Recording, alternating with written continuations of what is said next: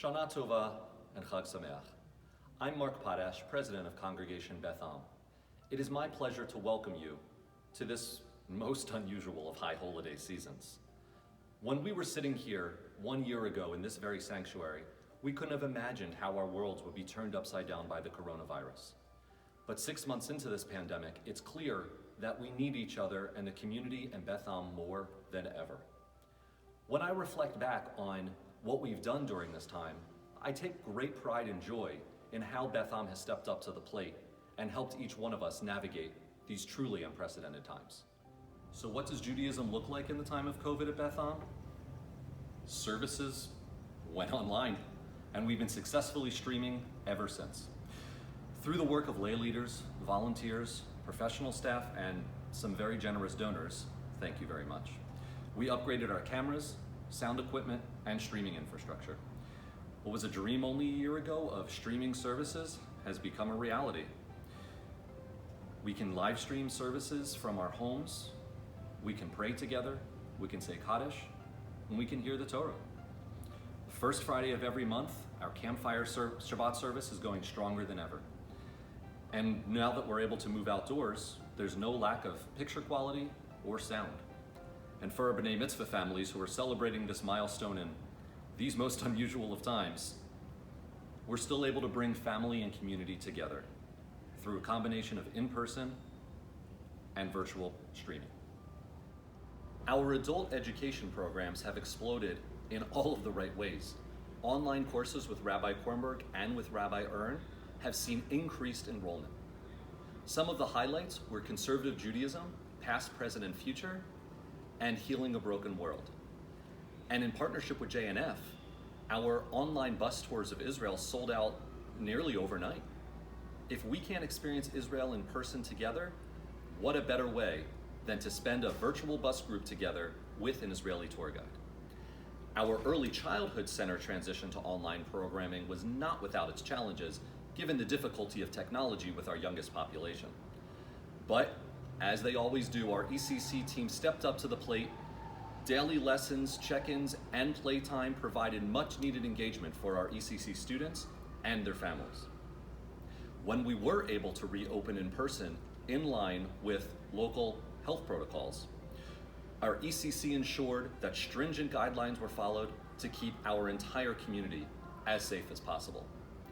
JLC, Sabra, and youth programming had a near seamless transition given how common and familiar our students are with Zoom, as it is the technology of choice for many of our schools.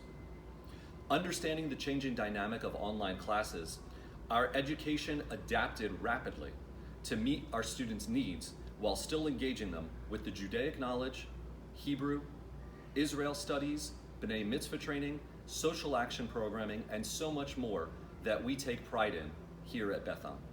There are many people who I would like to thank who have gone above and beyond during this time. We would have been lost without Rabbi Kornberg and Rabbi Ern, who really stepped up, provided the voices of calm and steady hands of leadership and guidance during this trying time. Through continuing their pastoral duties in new and novel ways, they really showed the true strength of character of what it means to lead through a crisis.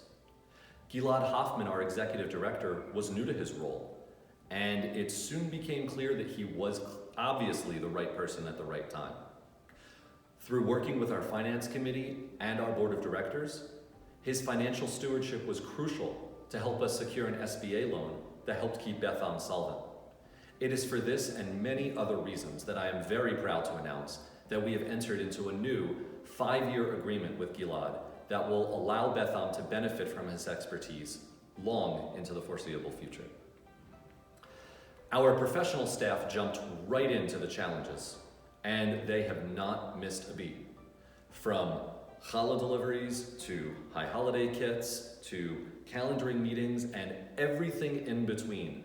Adjusting to the new normal was not easy, but they have done it with a steady hand and kept us going. Thank you very much. Our teachers, educators, and madrichim, they also adapted to their lessons and ensured that our students were engaged at all times and really not missing a beat with our educational programs. Thank you to all of the volunteers, lay leaders, committee chairs, and the board of directors, who dedicate countless hours to working with our professional staff and keeping Beth Am going on a daily basis.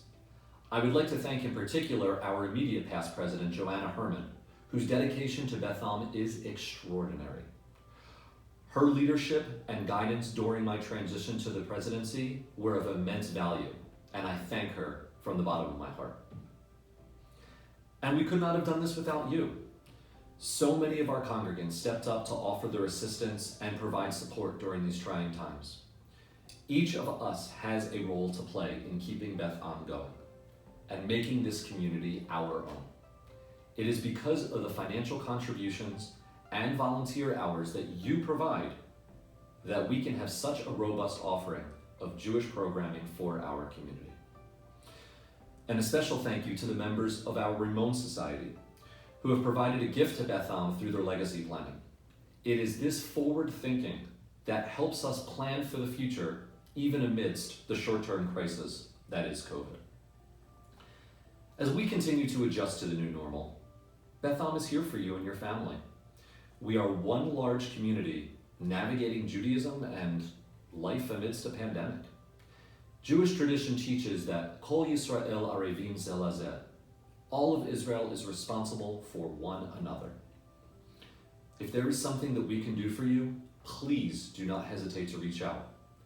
And if you have the ability to support us financially or through volunteering or in some other way, we welcome that as well.